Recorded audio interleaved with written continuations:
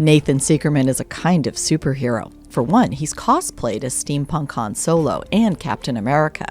And while he might be disguised as a mild-mannered programmer, he does display superpowers in fabricating spectacular costumes out of thin air.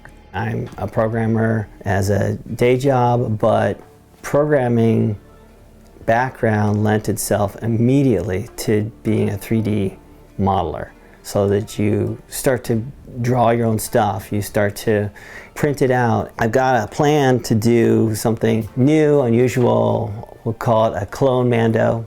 Doing a mashup of Star Wars characters will also be the topic of a Friday panel he's on. The Star Wars Samurai universe, and we're going to be talking about the impact of samurai armor culture on the Star Wars universe. One of the things that I'm going to get to talk about specifically is a samurai Captain Phasma armor. Seekerman was commissioned by Bandai to build a life-sized version of its toy, inspired by the character from The Force Awakens. The stunning creation Seekerman made mixes Japanese armor techniques with do-it-yourself ingenuity and modern materials. The result looks exactly like the toy mashup, but can also be worn 8 hours at a convention. Each project represents a journey for Seekerman. It's like I've learned how to do something. I've gone and presented it.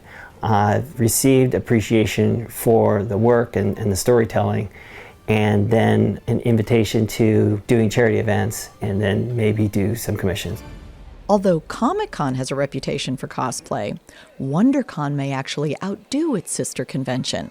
Comic-Con International spokesperson David Glanzer says the WonderCon cosplay community is great. Typically on Sunday, when the doors close at 5 o'clock and everybody's kind of being ushered out, the cosplayers stay in the courtyard area, take pictures, mingle with each other. Nobody wants to leave, and I don't blame them.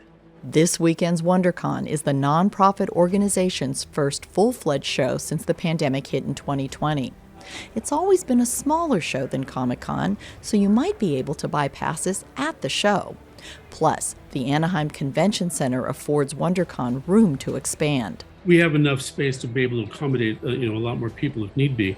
Masks have always been popular at WonderCon, but this year there'll be a mandatory COVID mask requirement as well as proof of vaccination. With WonderCon back, people are also looking forward to Comic-Con's return this summer.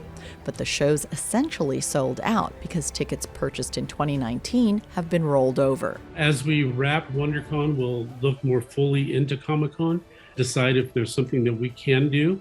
What we need is a convention TARDIS that's bigger on the inside and can fit more people.